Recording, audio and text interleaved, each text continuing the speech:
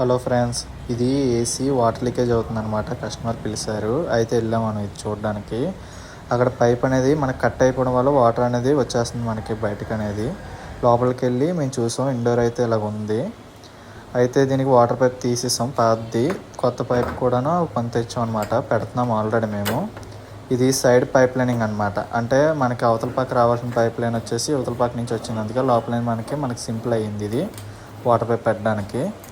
ఇదిగోండి, ఇది out side కూడాను మనం ఇలాగా మొత్తం పాత టేప్ అంతా తీసేసి అది తీసాం. మొత్తానికి తీసేసిన తర్వాత ఎంతవరకు కావాలో చూసుకొని ఇలాగ కట్ చేసి ట్యాగ్స్ వేసుకున్నాము.